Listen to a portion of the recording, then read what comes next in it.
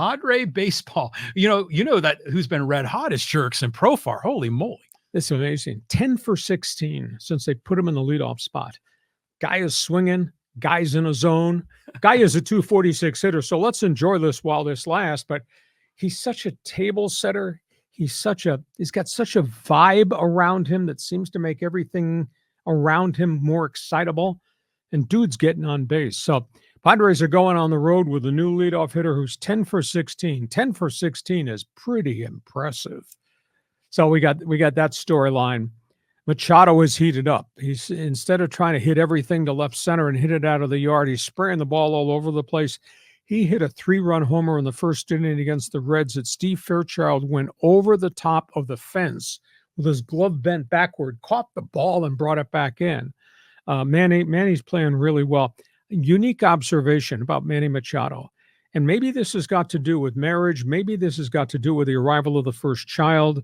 But he just looks and carries himself in a much more mature vein than he did just a couple of years ago, or back when he was with the Dodgers, or back when he offended everybody in Baltimore. You remember the phrase, "I'm not Johnny Hustle, I don't have to be." Yeah. He looks and sounds and acts like a much more mature person. So we got that. Somebody's not doing well, and I don't know whether he's out of sync. I don't think he's hurt. But Fernando Tatis is batting 147 over the last 10 games. That's the worst slump he's had ever since he joined the Padres as a teenager. So that's a big issue. In terms of Ha-Seong Kim, don't quite understand it unless people are pitching him differently, because they now have a resume of, if you make mistakes, he's going to hit the ball somewhere and maybe hit it out of the yard. He's only batting 214. Yu Darvish, Joe Musgrove, back-to-back quality starts. Now, can they continue to repeat that? Hopefully so. So, John, what do you think about the new leadoff hitter? Should we enjoy it for the next 15 minutes? And what's wrong with Tatis? I love everything about Profar. I mean, think about this. We got him for $1 million, and we gave away Trey Soto. He's making 30 times that. So this is a great story. And they ask him, how do you feel about being in the top of the lineup? He's like, hey, I'm happy anywhere. Put me anywhere, I'm happy. It's all good vibes. Yeah. And this is a guy that was the former top prospect in all of the minor leagues, had this bright future, was hampered by injuries, and now he's starting to kind of get the results that we all expected from him. So it's just a great story. And Xander Bogaerts wasn't getting it done at the top of the order.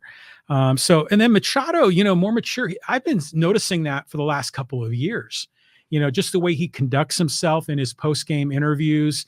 He's been a lot more mature, less of a punk like he was when he was with the Orioles, and even for that little bit with the Dodgers.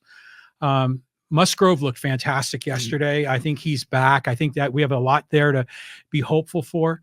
It's just the guys, like you say, like Ha-Seong Kim, maybe like Tyler Wade, the guys that are at the very bottom of the order that had shown flashes of productivity.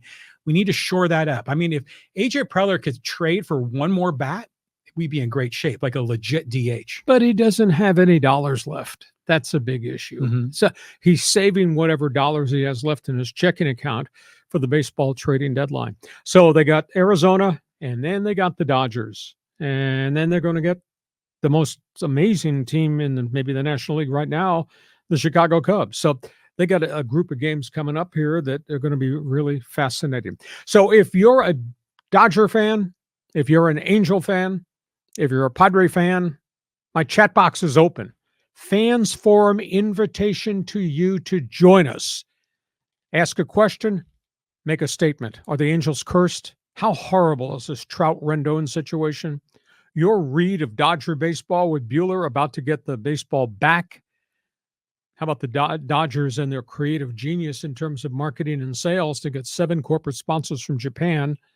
You'll have to take Japanese lessons to read the out-of-town scoreboard going forward in Chavez Ravine.